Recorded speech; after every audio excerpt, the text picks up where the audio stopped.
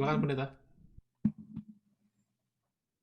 Selamat malam saudara-saudari sekalian yang sudah bergabung dengan kami di Jemaat Fisdak di acara ibadah malam kita pada hari Kamis ya. Pada hari Kamis malam ini dan kita akan berbakti bersama-sama dengan mempelajari pelajaran sekolah sahabat kita. Dan seperti biasa untuk membuka pelajaran kita akan buka dengan doa dan saya ingin mengundang pendeta Om Rain Kesaulia untuk dapat membuka dalam doa acara kita. Silakan Om Rain di-unmute dulu. Di-unmute dulu. Ya, silakan. Sudah ulang-ulang di-unmute ya. Oke. Mari saudara-saudara kita satu dalam doa. Ya Tuhan, Bapa di sorga, saat ini kami semua naikkan puji syukur terima kasih kepadamu untuk nafas hidup dan kesehatan. Bahkan juga kesempatan untuk belajar daripada firman Tuhan. Sebelumnya kami mohon Tuhan mau ampuni kami semua. Agar doa kami Tuhan dengar dan Tuhan menjawabnya sesuai dengan kemurahan-Mu. Terima kasih Tuhan, kami berdoa untuk Pendeta Stephen. Berkati dia dengan kuasa Roh Kudus. Mengurapi dia supaya dia dapat membagikan firman Tuhan. Dan kami mendapatkan berkat-berkat rohani daripadanya. Berkati juga saudara-saudara kami yang mengikuti acara ini melalui Zooming dan juga live streaming. Supaya semuanya hadir dan kami bersama-sama menikmati daripada santapan rohani ini. Terima kasih Tuhan Engkau memberkati akan umat-umat-Mu di dalam kegiatan, di dalam pekerjaan sehari-hari, dalam perjalanan. Berkati juga akan semua anak-anak cucu kami, baik yang ada di Amerika, juga saudara-saudara kami yang ada di Indonesia. Terima kasih Tuhan sudah dengar dan jawab doa kami. Bahkan Tuhan juga sudah mengampuni kami. Kami persembahkan doa ini di dalam nama Yesus yang adalah Tuhan dan penebus kami. Amin. Terima kasih banyak Om Rain. Ya. Baik saudara sekalian, seperti biasa kita akan mempelajari pelajaran sekolah sahabat dengan membaca pelajaran sekolah sahabat yang kita dapat bagikan ya pada saat ini. Saya akan bagikan kepada saudara dan kita memiliki satu pembahasan yang sangat menarik untuk malam hari ini. Ya, kita memiliki dengan judul kermuraman ya.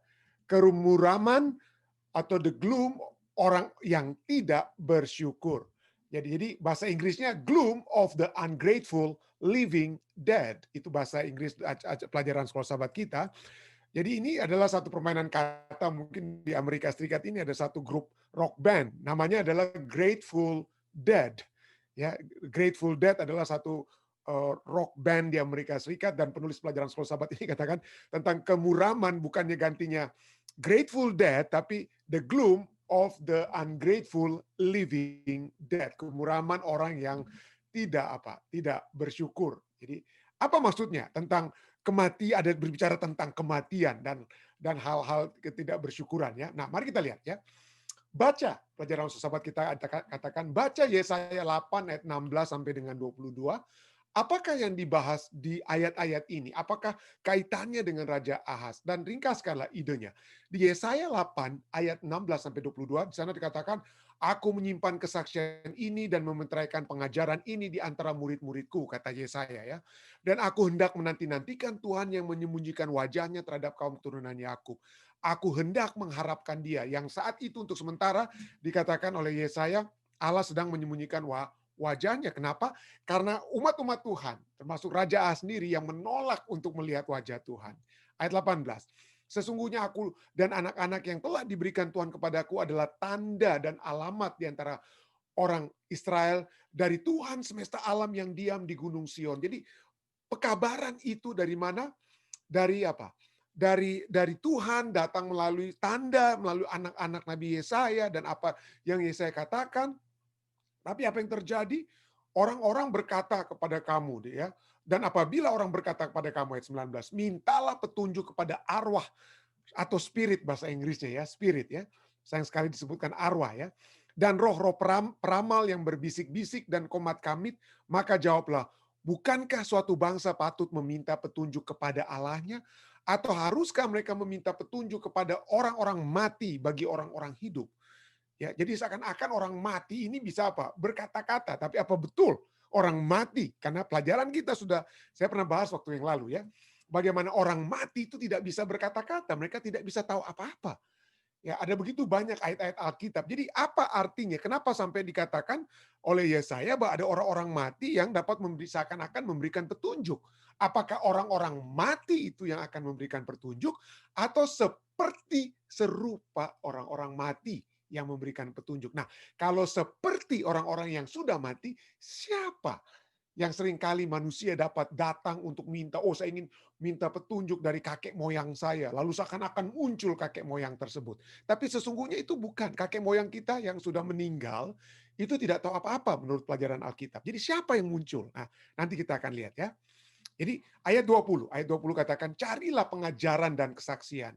Siapa yang tidak berbicara sesuai dengan perkataan itu, baginya tidak terbit fajar. Kita sudah tahu, Yesaya 8 ayat 20 itu carilah the law and testimony, bahasa Inggrisnya. Itu artinya carilah firman Tuhan. Pengajaran dan kesaksian itu apa?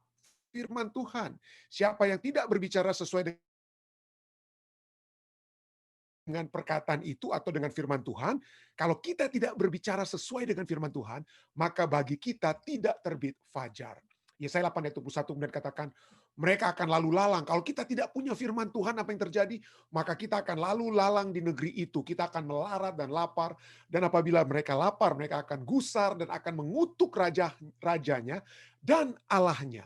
Mereka akan menengadah ke langit dan akan melihat ke bumi. Dan sesungguhnya hanya kesesakan dan kegelapan, kesuraman yang mengimpit, dan mereka akan dibuang ke dalam kabut. Dan Ahas ya, Raja Ahas, pelajaran sahabat kita katakan, sangat terlibat dalam agama kafir. Ya, sangat terkait dengan okultisme. Okultisme ya, hal-hal gaib yang mereka ingin miliki, melihat langsung hal-hal gaib okultisme seperti dalam Ulangan ya. 32 ayat 17 katakan, mereka memberi persembahan kepada apa? Roh-roh jahat. Bukan arwah-arwah, tapi di sini dikatakan apa? Roh-roh jahat. Siapa roh-roh jahat itu? Apakah itu arwah-arwah orang mati yang kemudian dalam tanda kutip rohnya dipanggil? Nah, kita lihat, kita tahu bahwa ajaran Alkitab seperti saya ulangi, saya sudah katakan tadi, saya pernah bagikan waktu yang lalu bahwa pada saat kita mati kita tidak ada tahu apa-apa. Itu Alkitab katakan ya. Kita tidak sadar atau memberita apa-apa ya. Tapi itu yang terjadi ya.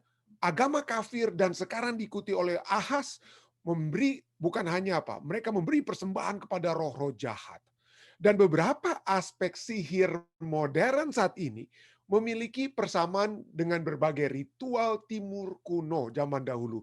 Sebagaimana yang tertulis dalam berbagai literatur di luar Alkitab.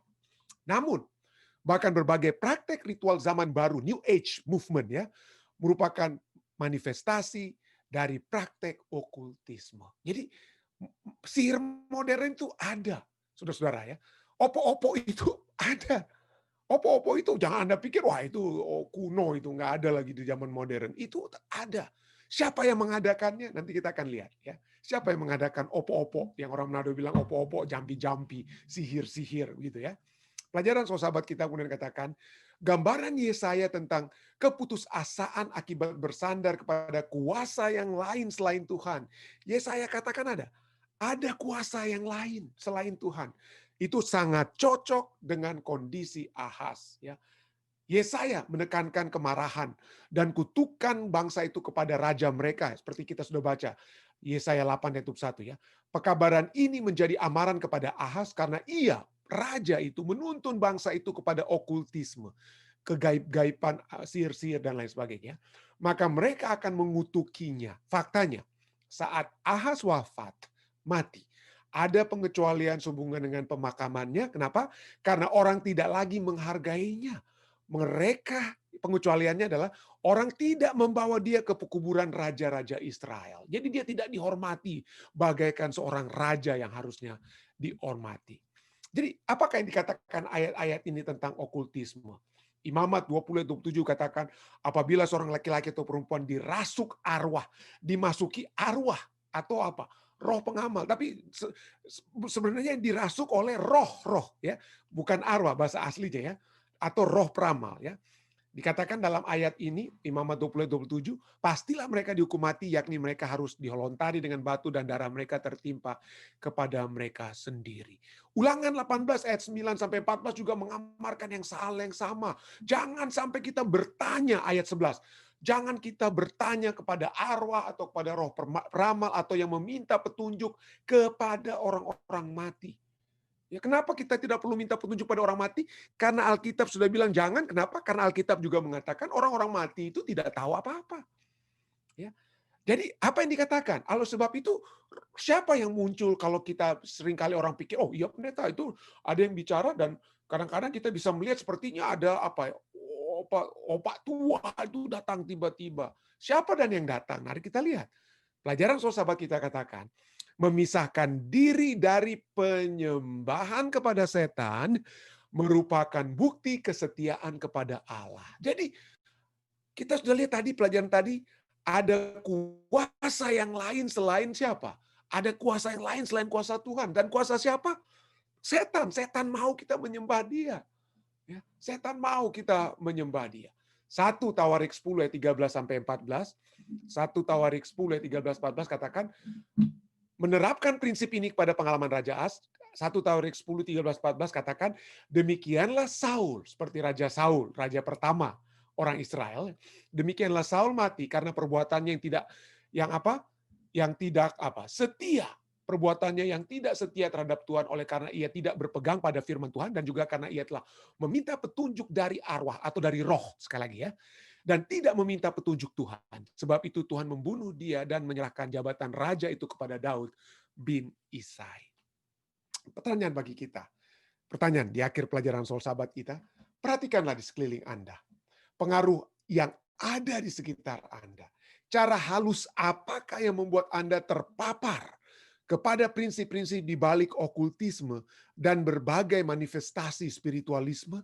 Bahkan jika Anda tidak mungkin menghindarinya secara total, apakah yang dapat Anda lakukan untuk mengurangi pengaruhnya kepada Anda atau keluarga Anda? Jadi akan ada kuasa setan, akan ada kuasa manifestasi spiritualisme yang akan mempengaruhi, dan pertanyaannya bagaimana cara kita menghindarinya. Bagaimana cara kita menghindarinya? Mungkin Anda katakan, Neta ya itu di Indonesia lah, opo-opo di Amerika itu, orang-orang Amerika itu ya sangat modern, mereka tidak percaya Mereka tidak percaya tentang arwah-arwah. Siapa bilang? Orang Amerika biasa bermain dengan Ouija board, ya, meja Ouija ya, jadi untuk ramal kiri kanan, lalu bergerak sendiri meja apalah Ouija boardnya, dan jadi itu bukan satu hal satu hal yang aneh. Dan begitu banyak film-film Amerika itu berbicara tentang roh-roh, arwah-arwah, begitu banyak film-film Hollywood ya.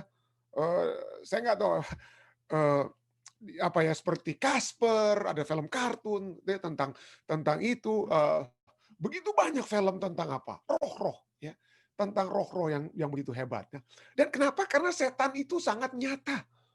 Buku Kemenangan Akhir halaman 536 berkata bahwa ada kecenderungan yang terus bertumbuh untuk meragukan eksistensi atau keberadaan roh-roh jahat. Tetapi Alkitab bukan saja mengajarkan eksistensi malaikat-malaikat yang baik maupun yang jahat, tetapi juga Alkitab menyatakan bukti yang tidak bisa diragukan lagi bahwa malaikat-malaikat itu bukanlah roh-roh orang-orang yang sudah mati. Jadi ada Ada malaikat-malaikat jahat yang ada di sekeliling kita. Dan mereka malaikat jahat itu bukanlah roh-roh orang yang sudah mati. Karena orang yang sudah mati tidak tahu apa-apa. Tetapi yang tahu apa-apa dan tahu banyak sekali itu adalah malaikat-malaikat yang jahat. Ya, malaikat-malaikat yang jahat. Dan buku Kemenangan Akhir itu memberikan 6 fatsal dalam buku Kemenangan Akhir yang berbicara tentang what Satan can do, dan apa yang setan dapat lakukan dan akan lakukan. Bab ke-26 sampai bab ke-34 itu berisi tentang semua. Saya ingin ajak Anda kalau bisa baca ini buku Kemenangan Akhir. 6 bab ini, bab 29 sampai 34. Anda akan lihat apa yang setan dapat lakukan. Dan seperti saya katakan tadi, kalau Anda di Amerika Serikat ini yang punya Netflix, wah begitu hebat ya. Lucifer dikatakan ya. Ada film tentang Lucifer, saya nggak pernah nonton, saya belum pernah lihat, tapi katanya Lucifer ini datang di Los Angeles, di Amerika Serikat, dan dia bersahabat dengan seorang detektif untuk bikin hal-hal yang bagus. Dan Lucifer ini, wah, digambarkan ganteng sekali dan hebat dia ya. Ya, melakukan hal-hal yang menarik dikatakan. Saya cuma lihat summary-nya ya. Tetapi ini yang dia katakan. Ya, apa yang dapat kita katakan bahwa apa yang dibuat oleh Netflix film ini itu agak tepat. Kenapa seringkali kita pikir Lucifer itu ngeri sekali, mengerikan ya. Waduh, ada tanduknya, ada ekornya segala macam. Tapi sesungguhnya Lucifer itu, setan itu, Yeskil 28 ayat 12 katakan dia maha indah. Ya. Dia pada mulanya dia berada bersama-sama dengan Allah.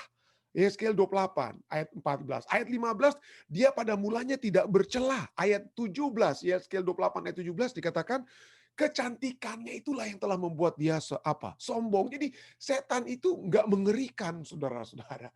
Setan itu enggak menakut-nakuti Anda. Kalau Anda takut sama setan, Anda akan lari kepada Tuhan, rugi setan. Jadi setan itu segala sesuatu itu dia main halus, dia nggak main kasar, dengan kata lain. Nggak seperti film-film pocong di Indonesia yang setannya lompat-lompat supaya orang lari-lari kiri kanan sampai pingsan-pingsan. Nggak begitulah ya setan itu. Ya setan itu mungkin lebih seperti Netflix tentang film tentang Lucifer ya. Ganteng, menarik dan lain sebagainya. Karena itulah keadaannya. Ya setan itu keadaan yang apa? Tapi dia katakan dia adalah penguasa dunia. Betul ya. Kenapa? Ingat dalam kitab Ayub 1 sampai 6, datanglah anak-anak Allah menghadap Tuhan dan di antara mereka apa? Datanglah juga iblis. Kenapa dia datang? Kenapa dia bisa datang masuk ke surga kembali walaupun kita baca dari kitab Yesaya, Yeskiel, kita tidak punya waktu bagaimana setan telah diusir dari surga ya. Tapi dia sampai saat tertentu dia masih bisa naik ke atas. Ayub 1 sampai 6 dia masih bisa menghadap Tuhan dan dia bahkan pada saat dia bertemu dengan Yesus, saat dia mencobai Yesus dalam Matius 4 ayat 8 sampai 9, dia menyatakan apa? Dia katakan, dia tawarkan kepada Yesus semua ini ya pada saat dia bawa Yesus ke atas gunung yang sangat tinggi. Dia perlihatkan kepada Yesus semua kerajaan dunia. Wah, hebat sekali setan ya. Dia bawa Yesus, dia bisa terbang. Dia bisa angkut Yesus. Dia bisa bawa Yesus ke atas gunung yang sangat tinggi dan memperlihatkan kepadanya kerajaan dunia. Lalu dia katakan apa? Semuanya ini akan kuberikan kepadamu jika engkau sujud menyembah aku. Kenapa?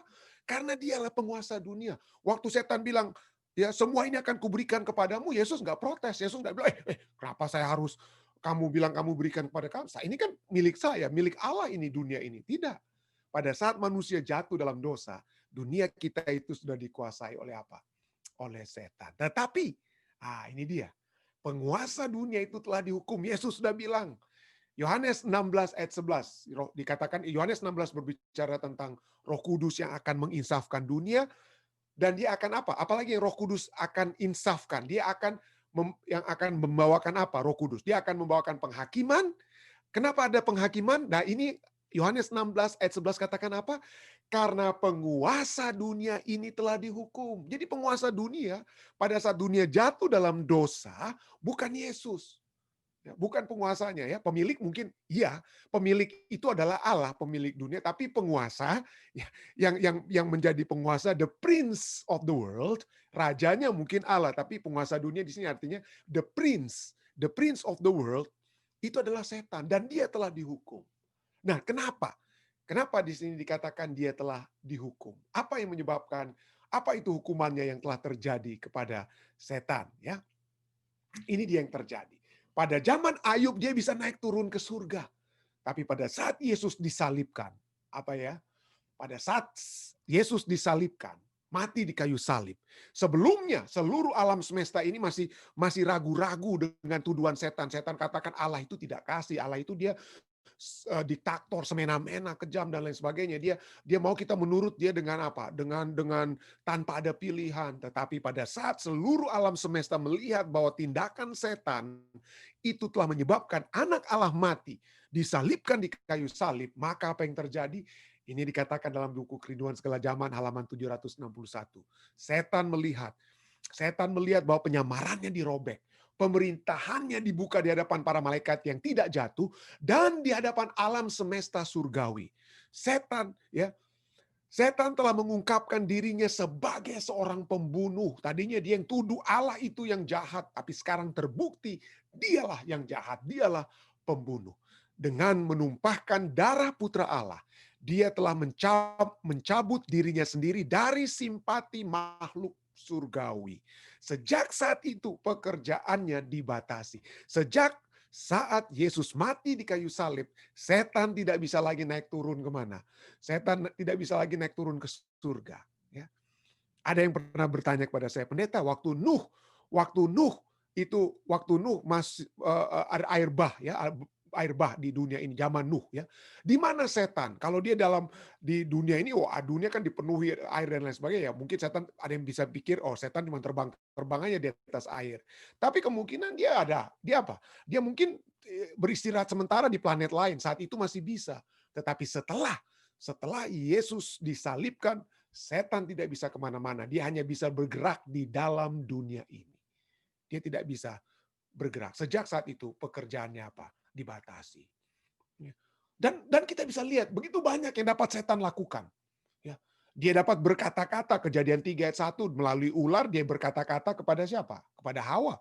Markus 5 ayat 2, 9 sampai 12 ada orang yang kerasukan roh jahat ya dan ada di pekuburan situ. Lalu dia apa ya? Dia bisa bercakap-cakap dengan Yesus, bertanya jawab, bisa apa? Meminta. Jadi setan dapat apa? Berbicara. Setan dapat berbicara. Apalagi ya? Contoh yang paling mencolok ya kemenangan akhir berbicara tentang ayat kita tadi di Markus 5 ya. Yang mencolok apa yang terjadi dengan orang di Gadara seperti ayat juga firman Tuhan, orang itu dapat meronta-ronta, menggeliat-geliat, mulut berbusa, dapat mengamuk, meraung, berteriak-teriak, menyakiti diri sendiri, membahayakan orang lain. Kenapa? Karena setan yang mengganggu pikiran mereka ya. Yang mengganggu pikiran mereka. Jadi setan dapat menguasai. Setan dapat menguasai tubuh dan jiwa. Ya. Mereka memiliki apa? Kemampuan untuk mengamuk. Ya. Di sini katakan setan mengamuk bagaikan singa yang dirantai dan dengan sikap membangkang ia menunjukkan kuasanya atas tubuh dan jiwa manusia. Anda mungkin tidak tahu ya, tapi saya tidak tahu ada berapa banyak di antara Anda. Tapi saya pernah melihat orang yang kerasukan setan waktu di Ethiopia ya. Saat saya hari pertama saya mengadakan kebangunan kerohanian di Ethiopia waktu kami pertama kali tiba. Hari pertama pada saat di akhir khotbah saya tiba-tiba ada seorang pelajar putri. Tiba-tiba dia meraung-raung ya. Meraung-raung saya sampai terkaget, saya terganggu ya. Tapi suaranya bukan lagi suara perempuan, suara laki-laki. Sampai beberapa mahasiswa teologi kami, kebetulan untuk pagi hari kami punya ibadah itu diadakan di amphitheater ya. Malamnya baru kita buat di gereja ya. Karena amphitheater lebih banyak orang yang bisa hadir. Jadi dari amphitheater dibawalah pelajar putri SMA ini ya. Di sekolah kami itu digabung SMA dan universitas digabung ya. Dibawa ke gereja. Dan di dalam gereja dia merontak-rontak sampai beberapa mahasiswa pria setengah mati mau tahan dia supaya tidak bergerak. Dan suaranya pun suara apa ya? Suara laki-laki. Tetapi puji Tuhan saya belum pernah hadapi sebelumnya, jadi saya tidak tahu apa-apa. Tapi untung ada pendeta senior yang juga misionaris saat itu, Pendeta Nemuel Tambalke, dia katakan, mari kita berdoa. Kita berdoa, dan saat yang bersamaan dalam doa itu Pendeta Tambalke katakan kepada kami semua, sebutkan nama Yesus. Sebutkan nama Yesus. Dan dalam kuasa Yesus, biarlah iblis dijauhkan dari pelajar putri ini. Dan kemudian terjadi pergumulan dan pelajar putri ini bisa tenang. Lalu kemudian pendeta Tambalke bilang kepada pelajar putri tersebut, say the name of Jesus, katakan nama Yesus, katakan nama Yesus. Sambil kami terus berdoa, pada akhirnya pelajar putri itu kemudian dapat mengatakan Yesus, Yesus. Dan dia kembali dengan suaranya tentunya dan dapat memperoleh ketenangan. Jadi setan dapat memiliki kuasa atas tubuh dan apa ya, tubuh dan jiwa. Markus 9 ayat 17 sampai 18, ayat 25 berbicara tentang seorang yang membawa anaknya yang kerasukan setan ya, yang membuat anak itu bisu, membantingnya ke tanah, mulutnya berbusa, anak itu giginya berketakan, tubuhnya menjadi kejang ya. Lalu Yesus apa? Kemudian Yesus menegur roh jahat itu dengan keras. Katanya ayat 25, "Hai kau roh yang menyebabkan orang menjadi bisu dan tuli." Jadi roh jahat, bukan arwah. Bukan arwah ya. Bukan orang yang mati lalu hidup lalu merasuki kita. Bukan. Tapi hai kau roh yang menyebabkan orang menjadi bisu dan tuli. Aku memerintahkan engkau. Keluarlah daripada anak ini dan jangan memasukinya lagi. Setan diusir oleh Yesus. Ya. Tapi dia dapat lakukan begitu banyak. Dia dapat kuasai tubuh dan jiwa kita. Dia dapat kuasai tubuh dan jiwa kita ya. Dan dan dan bukan itu saja ya. Roh-roh jahat secara aktif ya terlibat dalam upaya mengendalikan pikiran manusia. Ya, manusia yang akan dibungkus ya dan menjelang kedatangan Yesus dua kali itu akan dibuat bagaikan banjir yang membanjiri dunia. Manusia di bawah pengaruh roh jahat akan membuat keajaiban. Jadi ada orang yang dapat digunakan setan. Setan dapat menguasai tubuh dan jiwa saya. Apa yang terjadi? Ya. Lalu kemudian saya dapat membuat orang sakit, saya yang dikuasai setan, saya dapat buat Anda sakit. Lalu kemudian saya apa? Sembuhkan Anda dan orang katakan, "Waduh, hebat sekali nih. Saya ya, Neterantu mungkin yang sudah bisa apa ya, menyembuhkan orang tersebut." Tapi padahal sesungguhnya kuasa itu mungkin bukan kuasa dari siapa? Bukan kuasa surga. Tidak heran kita sudah pelajari ya, Matius 7 berbicara tentang kita yang menyebut apa yang mengadakan tanda-tanda mujizat, menyembuhkan dengan nama Tuhan dan lain sebagainya. Tetapi Yesus katakan apa di Matius 7? "Nyala kamu pembuat kejahatan, aku tidak mengenal kamu."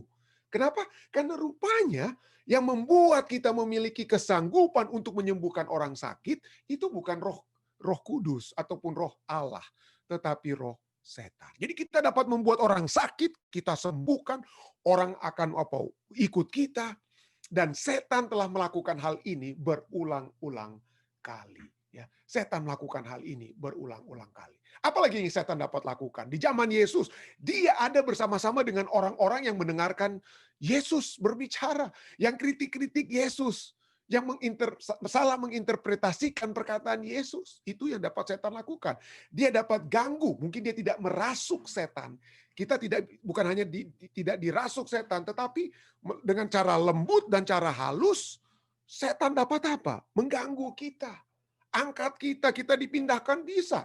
Yesus saja dia pindahkan dari padang belantara naik ke mana? Ke gunung yang tinggi. Setan dapat lakukan hal tersebut. Ya. Setan dapat. Dan yang paling mengerikan, mungkin ya, bahwa 2 Korintus 11 ayat 14, firman Tuhan berkata, "Hal itu tidak usah mengherankan sebab iblis pun dapat menyamar sebagai malaikat terang." Wah, setan dapat datang bagaikan sebagai Kristus sekalipun. Setan dapat datang, kemenangan akhir itu ya. Sebagai puncak tindakannya dalam drama besar penipuan itu, setan sendiri akan mengambil rupa Kristus. Gereja telah lama mengaku menunggu kedatangan juru selamat sebagai penyempurnaan dan kegenapan harapan-harapan gereja. Dan sekarang penipu besar itu akan menampakkan bahwa Kristus telah datang. Di berbagai belahan dunia, setan akan menampakkan dirinya di antara manusia sebagai makhluk yang agung, dengan terang yang menyilaukan, menyerupai gambaran anak Allah yang diberikan oleh Yohanes dalam buku Wahyu.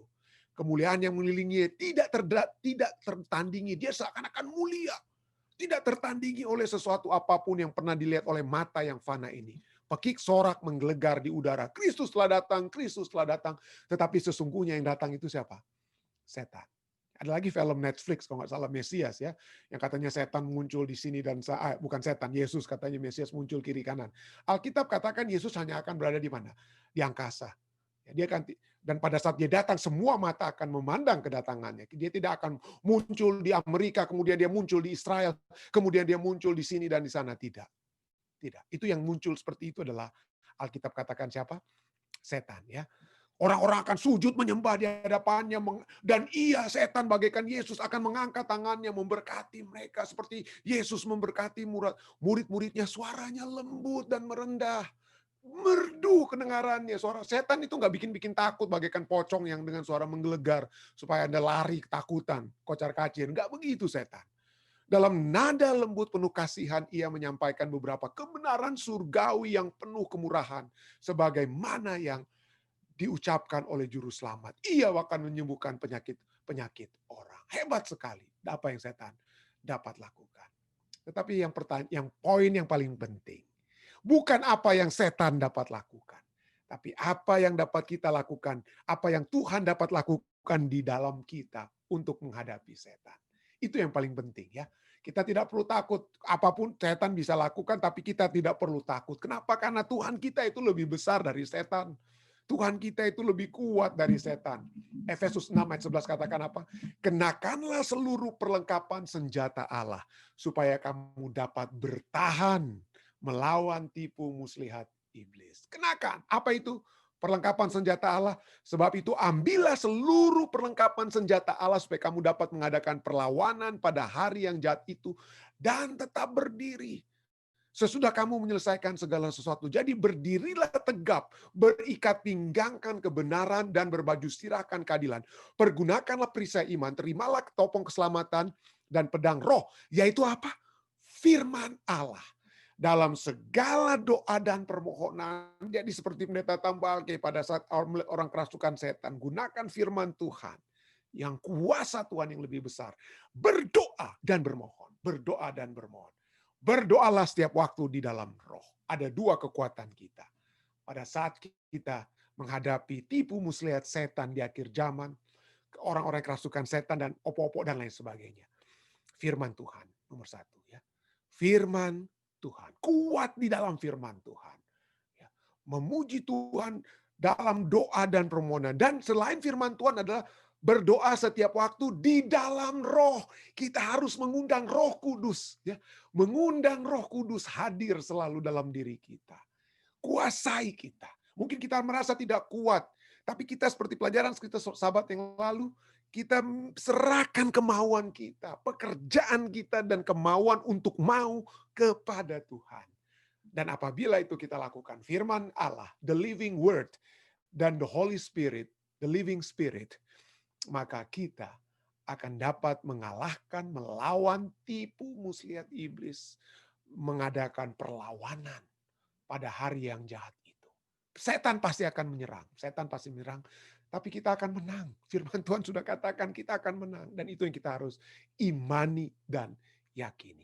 Kiranya ini dapat menjadi bagian kita semua, memiliki kemenangan-kemenangan melawan kuasa-kuasa kegelapan, yang akan selalu berusaha untuk mengejar kita saat ini. Tapi jangan khawatir, kalau Tuhan ada di belakang kita, siapa yang mau takut?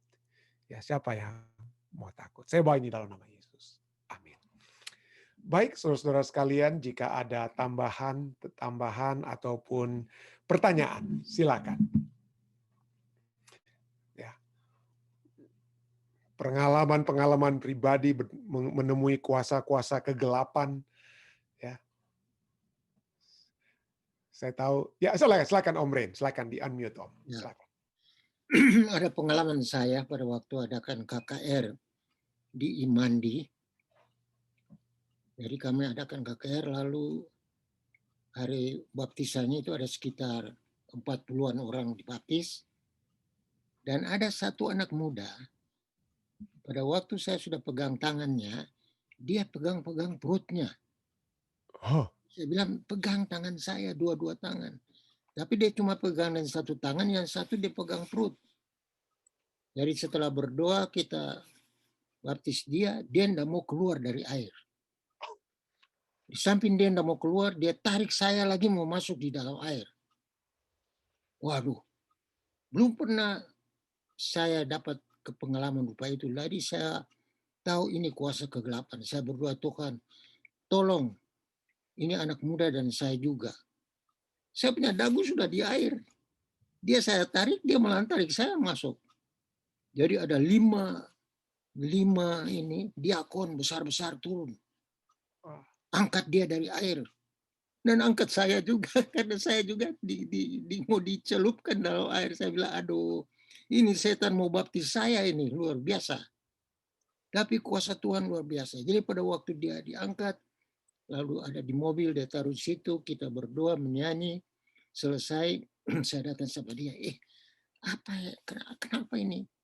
Dia angkat bajunya, rupanya seperti di Manado bilang opo-opo. Jadi ada tali di inilah ada kembung-kembung kita belah itu, ada kalajengking kering, ada batu apa itu semua. Waduh, dia bilang, aduh lepas itu Bun, itu lepas dia memang pendeta mulai dari tadi malam setan sudah ganggu saya karena dia tahu saya mau dibaptis. Jadi waktu itu kita lepas dia punya itu, bakar dia punya itu, dan kayak setan mau mengamuk, mau ini dia lagi kita berdoa, tua-tua jemaat semua kita berdoa dan anak ini sadar kembali. Jadi setan itu berkuasa, tapi kuasa Tuhan lebih besar dari kuasa setan. Apapun yang terjadi, Tuhan lebih besar. Jadi kalau kita bersama-sama dengan Tuhan, setan mau bikin apa enggak bisa. Dia bisa goda kita, tapi kita tidak akan jatuh karena Amin. ada Tuhan. Ada ayat juga bilang, larilah daripada iblis. Lari, serahkan diri kepada Allah dan larilah. Dan kejarlah iblis. Luar biasa. Biasa iblis kejar-kejar kita, sekarang kita kejar iblis. Bayangkan saudara lari kejar-kejar iblis, dia lari karena kita punya Yesus. Amin. Dan ini pelajaran sangat baik sekali karena ini zaman sekarang, zaman setan banyak betul di dalam gereja. Bukan di gereja kita, tapi di gereja-gereja lain. Kita tidak anggap enteng tuh gereja-gereja lain. Karena sudah ada kuasa kegelapan yang masuk di sana. Dan mereka ya sudah terpengaruh sampai mendapat kuasa untuk bicara bahasa roh dan lain-lain. Jadi kita tetap berada dengan Yesus. Ada Amin. apa-apa terjadi, berdoa minta tolong. Seperti tadi pendeta Stephen katakan, sebutkan nama Yesus, sebutkan. Sebutkan. Saya pernah di kantor Uni. Jadi di kantor Uni itu ada penjaga atau tukang kebun atau penjaga ini om ini punya anak laki-laki ini Ronald, Om Taliwonso. Stephen kenal bahkan Om Taliwonso yang badan besar di Teling. Dia punya anak Ronald. Ada dia bikin bersih halaman. Dan biasa saya ke teman-teman semua sepulang kantor, saya masih ada terus kerja di kantor sampai kira-kira jam 7, jam 8 baru saya pulang. Jadi satu kali saya ada di kantor. Nah, tapi biasa dia kalau dia lihat saya ada di kantor, dia bawa kacang rebus, dia bawa ubi rebus, dia bilang ini Mona ada kasih om makan jo. Dia punya istri nama Mona. Ini anak baik sekali. Tapi dia gantung diri dan mati. Karena papanya cerita dia pernah dapat malaria tropika. Berapa kali dia mau terjun di sungai. Tapi dia gantung diri dan dia mati. Setelah itu saya di kantor kerja sampai malam. Saya turun. Di tingkat 2 saya turun ke tingkat bawah, ada lampu di belakang, lampu di lorong itu ada lampu dari belakang. Ya saya jalan, saya lihat ada kepala orang yang kepala orang, bukan kepala tapi bayangan kepala orang di samping saya. Saya enggak mau lihat ke belakang. Saya pikir-pikir pendeta Raffles di situ, enggak ada dia. Dia ada pergi di Gorontalo, lalu yang lain sudah tutup kantor semua. Jadi pada waktu saya jalan, waktu dia punya kepala sedekat dengan saya belok kiri di tempat itu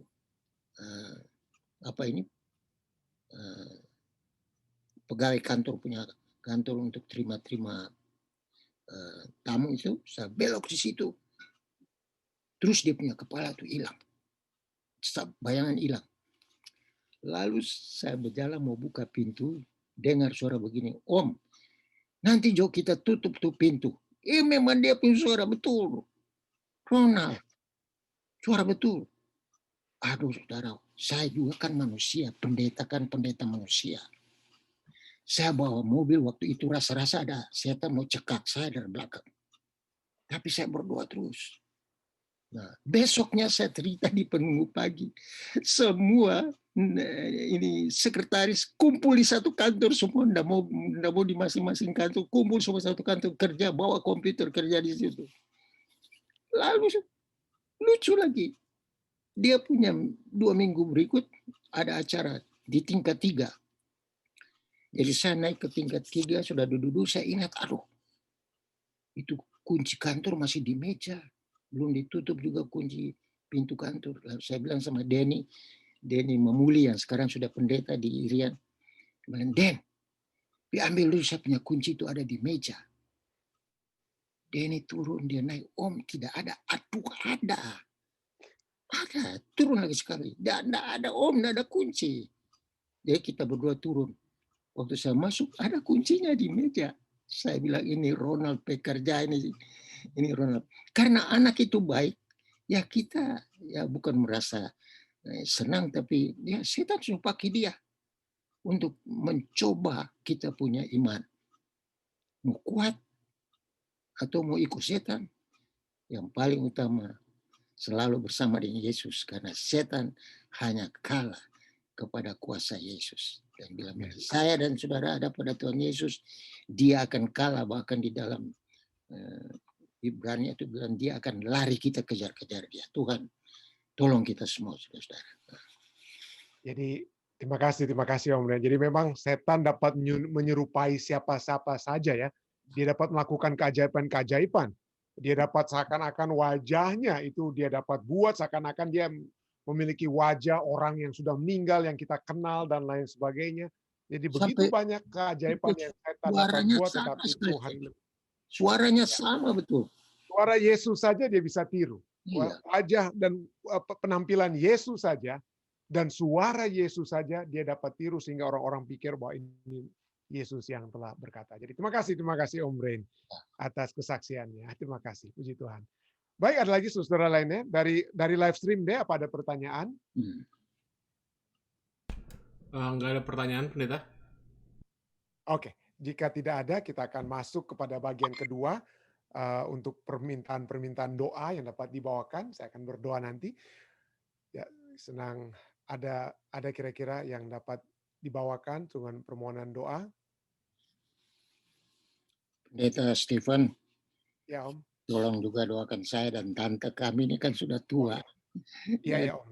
Dan ini COVID ini dia suka sama orang tua.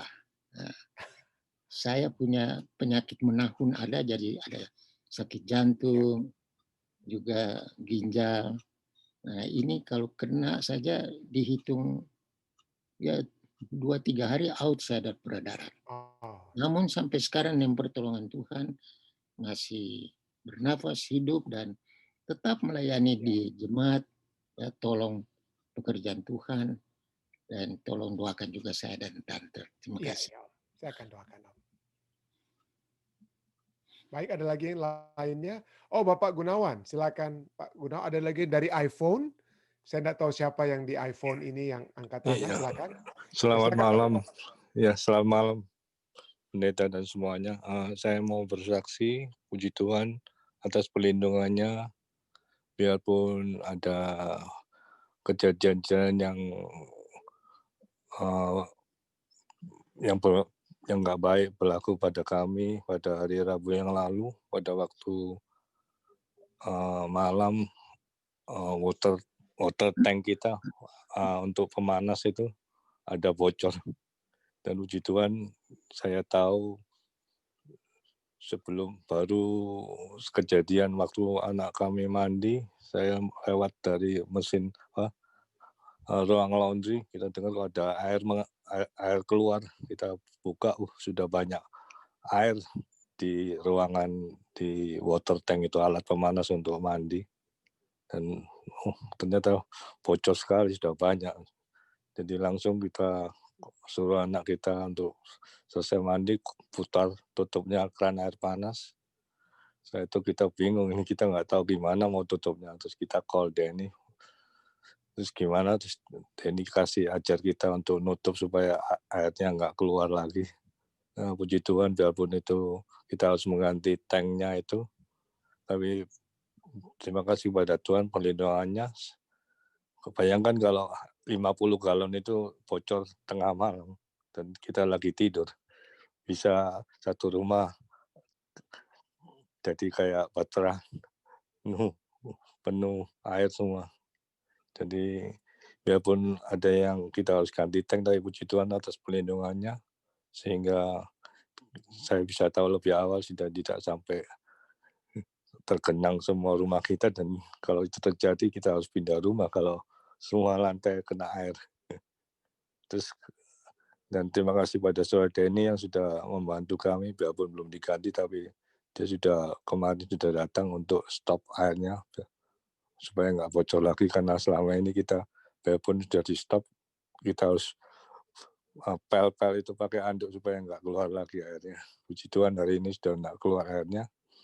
Dan pagi tadi pada waktu kita antar Susan ke tempat kerja, sebelum sampai ke tempat kerja, dia merasa sesak napas. Dia bilang kelihatannya dadanya berdetak, jantungnya berdetak keras.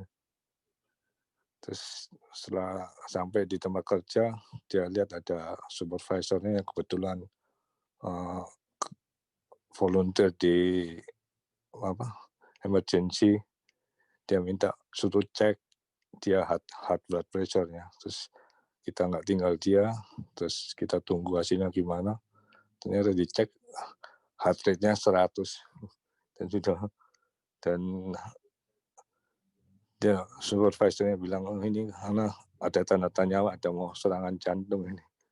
Jadi suruh take rest and suruh tarik nafas dalam, akhirnya turun jadi 80. Jadi karena dia tahu kita tunggu di luar, jadi nggak dikirim ke emergency room, tapi dia harus check up ke dokter dan sudah konsultasi dengan dokter hari ini, tapi nggak bisa cek karena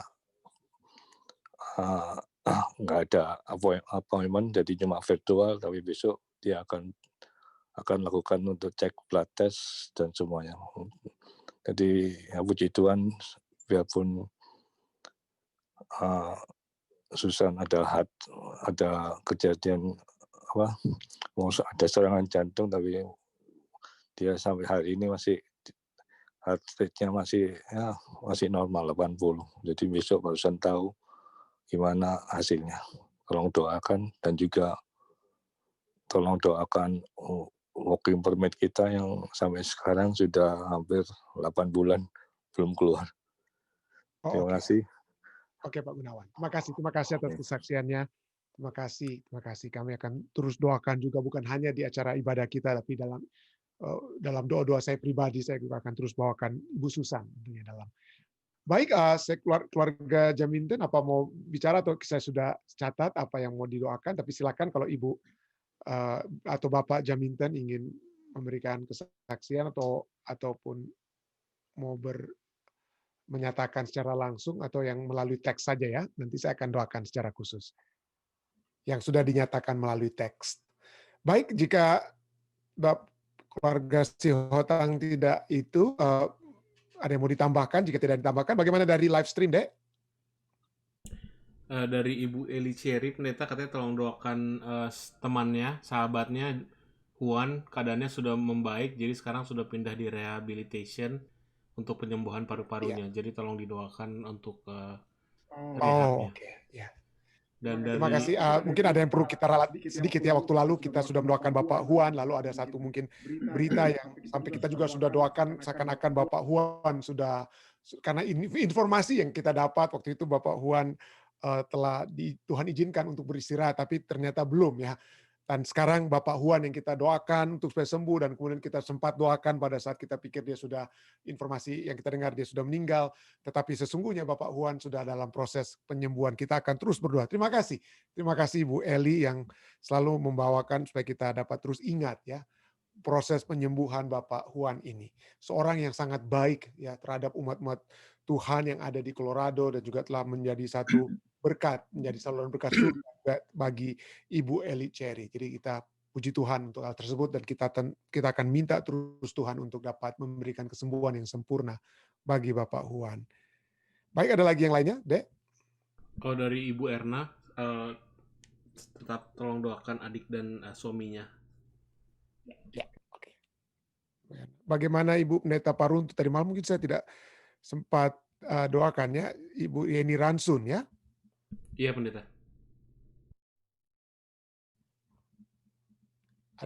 Ya, kita akan doakan sesuai permohonan Ibu Paruntu. Baik, ada lagi yang lainnya? Jika tidak ada yang dari live stream, maksud saya dari Zoom ada kira-kira? Jika tidak ada, mari kita bersatu dalam doa. Bapa yang penuh kasih dalam takhta kerajaan surga, terima kasih Tuhan karena kembali pada malam hari ini kami dapat mempelajari satu pelajaran yang indah, usaha-usaha setan yang ingin mengajak kami berada di pihaknya. Dengan spiritualisme modern ataupun seperti yang terjadi di waktu dahulu yang kembali dapat terjadi pada saat ini, setan mencoba untuk mengajak orang, untuk menipu mereka, untuk menjadi pengikut-pengikutnya. Tapi kami bersyukur Tuhan, kami memiliki firman-Mu, dan kami dapat memohon Roh Kudus-Mu untuk selalu menguasai kemauan kami, hati pikiran kami, kemauan untuk bertobat, kemauan untuk berbalik kepadamu Tuhan. Dan dengan kemauan tersebut, dengan firman-Mu yang hidup, dan kehidupan yang dihidupkan melalui Roh Kudus, maka kami dapat mengalahkan setan dan segala pengaruhnya. Terima kasih Tuhan, kiranya pelajaran yang gagal dilakukan oleh Raja Ahaz ini Tuhan, tidak menjadi satu kegagalan bagi kami. Tapi kami bersyukur Engkau sudah mengamarkan kepada kami, dan kami telah mempelajari segala usaha setan tersebut, dan bagaimana cara untuk mengalahkan usaha-usaha tersebut. Pada saat ini juga Tuhan kami datang untuk memuji dan membesarkan nama-Mu atas kasih setia-Mu yang selalu memberikan kekuatan kepada kami dan keluarga kami yang bahkan yang tidak mengikuti ibadah kami, tapi tetap kami doakan. Kami percaya Tuhan, pada saat yang bersamaan saat kami menyebutkan mereka, maka Roh Kudus-Mu itu sudah juga mengetuk pintu hati mereka, memberikan kemauan kepada mereka untuk berbalik atau untuk terus memperdalam Injil-Mu Tuhan, memperdalam pengetahuan akan Engkau Tuhan. Kami selalu ingin berdoa bagi keluarga-keluarga umat-umat Tuhan yang selalu mendoakan mereka. Kami ingin berdoa bagi Eti yang mendoakan keluarganya, bagi Om Yan dan Tante Sin, keluarga Lalaki Soputan yang selalu berdoa bagi keluarga Soputan. Kami berdoa bagi Ibu Abutan yang selalu meminta kami berdoa bagi keluarganya. Dan umat-umat Tuhan lainnya yang selalu bermohon Tuhan agar kiranya keluarga mereka, Tuhan dengarlah kerinduan ini. Dan kami percaya Tuhan, Engkau akan membantu dengan kuasa Roh Kudus, membantu orang-orang ini untuk kembali mengambil keputusan, berbalik kepadamu Tuhan. Kami juga datang Tuhan untuk membawakan ucapan syukur. Tuhan sudah memberikan kelepasan dari masalah kebocoran air yang dialami oleh keluarga Gunawan Lim. Tuhan sudah membantu dan kami terus berdoa khususnya bagi kesehatan bagi Ibu Susan. Tuhan, kami ingin Tuhan agar Ibu yang kami kasih ini dapat memperoleh kekuatan, kesehatan yang sempurna. Kami ingin membawa dia ke dalam tangan kasih-Mu untuk Engkau jamah dia. Bantu dia dari segala sesuatu yang dapat membantu untuk menyempurnakan proses kesehatannya dengan obat-obatan ataupun makanan dan hal-hal lain yang dapat dia lakukan. Kiranya itu dapat menjadi bagiannya. Kami juga secara khusus ingin berdoa bagi working permit yang akan sedang diproses bagi Bapak Gunawan Lim. Kiranya itu dapat menjadi bagian keluarga ini, Tuhan, agar supaya dengan adanya working permit itu, dengan driver license dan hal lainnya, maka aktivitas sehari-hari dari Bapak Gunawan Lim dan Ibu Susan dapat berjalan dengan tidak kekurangan suatu apapun, Tuhan. Kami juga terus ingin membawa dalam doa permohonan Ibu Erna bagi adiknya, Saudara Joni Kawan, dan suami yang dia kasihi, agar kesehatan surga selalu dapat menjadi bagian mereka. Dan juga hamba-Mu ingin berdoa bagi Ibu Erna Kawan sendiri, sehingga kesehatan, kekuatan surga dapat menjadi bagiannya terus-menerus. Kami juga berdoa bagi saudari kami lainnya. Kami ingin menyebutkan Ibu Yeni Ransun yang ada di Bandung, kiranya Tuhan dapat memberikan kesembuhan padanya. Kesehatan, kekuatan dari surga akan terus menjadi bagian Tante Omi Asa, dapat menjadi bagian Saudari Paula, dapat juga menjadi satu kekuatan bagi Saudari Christine Rotin Sulu, Tante Yeni Polua, Ibu Nita Pando, Saudara Alda Tambun, Saudara Daniel Sitanggang, dan juga Saudara Carlos, Tuhan, yang kami ingin selalu bawakan dalam doa. Juga Saudara Victor dalam kesembuhan yang dapat menjadi bagiannya. Dan secara khusus Tuhan, pada malam hari ini kami ingin berdoa dengan permohonan keluarga si Hotang bagi putri mereka, Sherien, yang dalam keadaan sakit pada saat ini sehubungan dengan pandemik yang merajalela. Tuhan, berikanlah kesembuhan kepadanya yang sempurna, sehingga Sherin dapat kembali melanjutkan tugas-tugas pekerjaannya sebagai seorang perawat, dapat membantu orang lain untuk sembuh juga ataupun lebih baik keadaan mereka di tengah-tengah pandemik yang sedang merajalela saat ini. Kami juga terus berdoa bagi proses kesembuhan Bapak Juan yang ada di Colorado yang selalu dimintakan oleh Ibu Eli Cherry. Tuhan mengetahui bagaimana pergumulan keluarga ini yang hampir seluruh keluarga kena COVID-19. Tapi kami bersyukur Tuhan, seperti kesembuhan yang Kau sudah berikan kepada Tante Lily, maka kesembuhan juga dapat tentunya yang sempurna dapat menjadi bagian Bapak Juan, sehingga dia akan kembali dapat beraktivitas seperti sedia kala, dapat menjadi menerima berkat Tuhan dan menyalurkan berkat-berkat Tuhan. Hamba-Mu juga ingin berdoa bagi keluarga Tombeng Tuhan, bagi Bapak Harold, Ibu Ani, Angel, dan Andy dalam kehidupan mereka. Pendidikan bagi Angel dan Andy, Tuhan akan sertai. Pekerjaan juga yang dilakukan oleh Andy dan juga pekerjaan dari Ibu Ani, Bapak Harold, Tuhan akan selalu memberkati keluarga ini.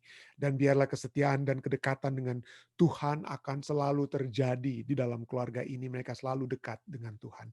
Secara khusus juga hamba ingin berdoa bagi Belva Wanta dalam masa mudanya, dalam rancangan-rancangan Tuhan yang dapat terjadi dalam kehidupan Belva saat ini. Kiranya itu dapat terjadi Tuhan, sehingga nama Tuhan sajalah yang akan selalu dipuji dan dimuliakan. Dan secara khusus Tuhan, secara khusus ya, pada akhir doa ini hamba-Mu ingin membawakan Om Pendeta Rain Kesaulia Tuhan dan Tante Evelyn. Di masa saat pandemik saat ini, kiranya penyertaan penjagaan Tuhan akan selalu menaungi Om Rain dan Tante Evelyn, sehingga pandemik ini atau COVID-19 ini tidak akan menjamah mereka. Kami berdoa karena kami rindu agar selalu mendengarkan pekabaran-pekabaran, kesaksian, kekuatan-kekuatan iman yang masih dapat terus diberikan, dibagikan oleh Om Rain dan Tante Evelyn kepada bukan hanya keluarga mereka, tetapi kepada seluruh umat-umat Tuhan yang ada di mana saja, kepada kami yang berbakti melalui Zoom saat ini. Biarlah dengan kesehatan yang prima bagi Om Rain dan Tante Evelyn, mereka akan terus dapat memuliakan dan memuji dan membesarkan nama-Mu Tuhan. Kami juga terus berdoa bagi orang-orang tua kami. Hamba-Mu juga ingin secara khusus berdoa bagi papi dan mami yang ada di South Carolina. Tuhan akan juga melindungi mereka di masa COVID-19 ini, sehingga mereka akan terhindar dan mereka akan selalu mendapatkan kesempatan yang indah terus untuk dapat bersaksi bahkan di masa tua sekalipun. Tuhan akan selalu menyertai mereka. Pimpin juga umat-umat Tuhan lainnya. Kiranya penyertaan surga akan selalu menaungi, menyertai mereka Tuhan di dalam kehidupan mereka. Terima kasih Tuhan, terima kasih. Kami percaya ada begitu banyak hal-hal yang hamba tidak sempat sebutkan, tapi pada saat ini umat-umat-Mu sudah dapat sebutkan pada saat ini Tuhan. Kiranya penyertaan surga akan menyertai kita semua. Dan kiranya kasih karunia Tuhan akan mengiringi perjalanan kita di malam hari waktu Amerika, pagi hari atau siang hari waktu Indonesia. Dan kita akan terus berjalan bersama Yesus hingga Maranatha. Inilah doa dan permohonan yang hamba bawa dalam nama Yesus Kristus, Tuhan dan Juru Selamat menebus kami. Amin. Amin. Terima kasih Pendeta. Terima kasih saudara-saudari sekalian yang sudah bergabung. Sampai bertemu kembali besok di waktu yang sama. Tuhan menyertai kita. Stay safe, stay healthy. Sekali lagi Tuhan menyertai kita semua. Bersama-sama dengan kami di Jemaat Fisdak, pelajaran sekolah sahabat yang untuk kita baca. Malam hari waktu Amerika, pagi hari waktu Indonesia, kita akan masuk kepada bagian yang kedua. Ya, ada hal-hal yang dapat kita doakan bersama. Silakan.